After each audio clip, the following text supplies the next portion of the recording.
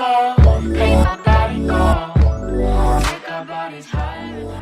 Саламатсыздарбы урматтуу мекендештер, жалпы достор. Жаңмун өндүрүшүнөн жазгы спорттук кийимдерди сунуштайбыз. Биздин спорттук кийимдерди Кыргызстандын бардык аймактарынан жана ошондой эле Россиянын бардык шаарларында жүргөн жердештерибизге дагы буйрутма кылууга толук мүмкүнчүлүк бар. WhatsApp аркылуу буйрутмаларды кабыл алабыз. Алмазбек Атамбаев менен Сапар Исаков баасы $10 миллион тик учакты сатып жибергени жарыяланды. Кыргызстан 2012-жылы АКШнын Манас аэропортундагы авиабазасын чыгаргандан кийин анын кенемтеси катарында Россия бизге жалпы баасы $1 миллиард ашык аскердик техникаларды, курал жарактарды берген. Алардын ичинде танкалар, БТРлер, учактар, тиг учактар жана башка болгон. Ошолордун ичинен Mi-24V маркасындагы 2, Mi-8 MTV маркасындагы 2 бардыгы 4 тиг учакты 2014-жылдын аягында Атамбаев менен Сапар Исаковдун Уганда мамлекетине ижарага берип жиберишкендиги, бирок ошондон бери ижара акылары түгүл болжолду жалпы баасы калдык баа менен алганда $10 миллион ашык турган 4 тиг учактын кайда экендиги белгисиз болуп жаткандыгын Россиянын Коммерсант гезити жазып чыкты. Аталган аскердик техникалардын Уганда мамлекетине 2 жылга ижарага берүү тууралуу келишимге 2014-жылы 3-декабрда Кыргыз Курал деген ишкананын башчысы менен Уганданын Коргоо министрлигинин жетекчиси кол коюшат. Бирок ошондо ижара акыларды кабыл ала турган мекеме катарында Кыргыз Куралдын же Кыргыз Республикасынын каржы министрлигинин эсеби эмес, Дубайдагы Skytech Trading Service FZE деген фирманын Эмират деген банктагы эсеби көрсөтүлүптүр. Ал эсепти кимге таандык экендигин азырынча Кыргызстандын атайын кызматтары да билбей жатышат.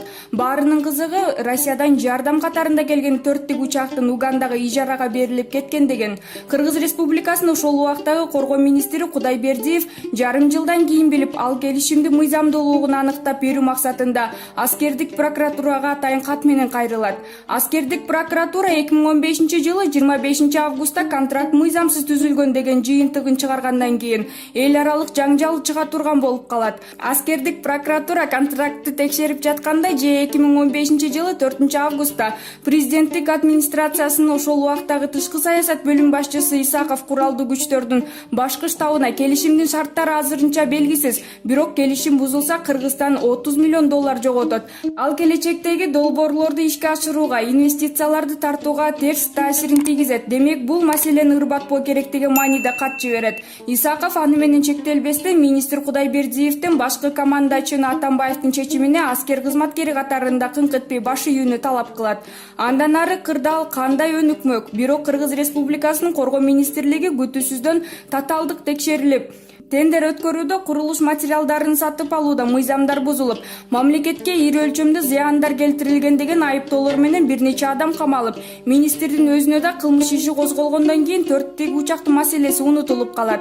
Аны 3 жылдан кийин Россиянын Коммерсант гезити кайра көтөрүүдө. Чын эле убагында дүйнөдө эң жогору бааланып, ондогу мамлекеттер сатып алышкан 4 тиг учак кайда кеткен? Контрактка ылайык 2 жылга гана ижарага берилсе, бирок алиге чейин Кыргызстанга бир тыйын да ижара акысы түшпөсө, же тиг учактардын өздөрү кайда экени белгисиз болсо, анда чоң коррупциянын изи байкалган иштер үчүн ким жооп бериши керек? Же алар ижара деген шылтоо менен 2014-жылы эле жеңичинен сатылып, миллиондогон долларларды аташкалар менен балашкалар офшордук зоналардагы эсептеринен котортуп жиберишкенби?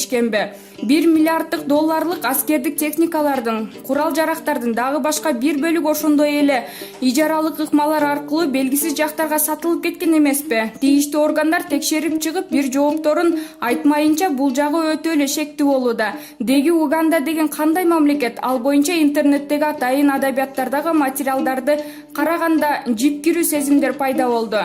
Ал Чыгыш Африкада калкынын саны 40 миллиондон ашканы менен элдин бир бөлүгү алиге чейин адам жегенди таштай элек. Кагылышуулардан, согуштардан баштары арылбаган дүйнөдөгү эң жарды мамлекеттердин бири. Анын өткөн кылымдын экинчи жарымысындагы Иди Амин деген диктатор президенти саясий атаңдаштарын өлтүрүп, эттерин бийиктиги дубалдай чоң муздаткычына толтуруп коюп, алар менен азыктанганы жагынан айырмаланган. Ал өзүнө оппозиция болгон бир министрди өлтүрүп, анын этинен тамак жасатып, калган министрлерин чакырып сыйлаган учуру да болгон. Эгерде душманыңдын этин жесең анын күчү сак өтөт дечү экен. Диктатор өзүн кудайдын жердеги өкүлү, адамдардын гана эмес, кыбыраган жан жаныбарлардын бардыгын императору деп жарыялап алып, бийлик жүргүзгөн учурунда 500 миңден ашык адам өлтүрүлгөн. Ал мас болуп алып, бийлигине каршы чыккандарды машинага төбөлөтүп өлтүргөндүгү да жакшы көрчү экен. Ошондуктан аны АКШнын 1976-1980 жылдардагы президенти Джимми Картер Уганданын президенти цивилдүү дүйнөдөгү адамдардын бардыгынын кузгусун келтирет деп айткан. Иди Амин алдаганча бийликтен куулуп чет жактарда жүрүп өлгөн, бирок Уганданын айрым улуулары дагы деле тымызынан адамдын этин жей тургандыгы жазылып жүрөт. Алмазбек Атамбаев менен Сапар Исаковдун ушундай өлкөнү таап, 4 тигучакты берип жиберишкендери таң калтырат. Балыкчы балыкчынын алыстан көрөт деген бекер айтылбаган окшойт. Биздин оюбузча ал тигучактарды угандалыктар алда качан эле Сомалиге окшогон согуштан башы чыкпаган башка өлкөлөрдүн бирине сатып жиберишкен же талкалагандай калгандарын ичара согуштарга пайдаланып жүрүшөт. Же ал тигучактар адамдарды массалык кырып жойгонго кызмат кылган. Ал эми Бириккен Улуттар уюму согушуп, өзгөчө ичара согушуп жаткан өлкөлөргө заманбап аскер техникаларын, курал-жарактарын сатууга кескин түрдө тыюу салат. Мына ушундан кийин Алмазбек Атамбаев менен Сапар Исаков да кыргызстандыктарда Уганданын айрым адамдарындай жипкирүүнү сезимдерин пайда кыла баштады. Мамлекетке ири өлчөмдө зыян келтирген Бириккен Улуттар уюмунун гумандуулугу боюнча нормаларын, талаптарын бузган Кыргызстандын мурдагы жетекчилери мыйзам алдында жооп берүүлөрү зарыл. Экс-президент менен мурдагы премьердин мындан аркы жашоолору темир тор артында гана өтүшү керектиги эч кимде талаш туудурбай калды. Сапар Исаков кыргыз вертолетторун Сомалиге берүү мамлекетибиздин кызыкчылыгына төп келет деп неге жыйынтык чыгарган. Интернеттеги Facebook социалдык түйүнүндө кыргыз вертолетторун Угандага жөнөтүү тууралуу дагы бир документ жарыяланды. Буга чейин Кыргызстандын куралдуу күчтөрүнүн башкы штабынын начальнигине Сомалидеги Африкалык союздун миссиясына катышуу үчүн авиациялык техникаларды Ми-24В-2 вертолету жана Ми-8 МТV-2 вертолету багыттоо боюнча сунушту жактырууну сунуштаган Алмазбек Атамбаевдин жарлыгы интернет булактарына жарыяланган.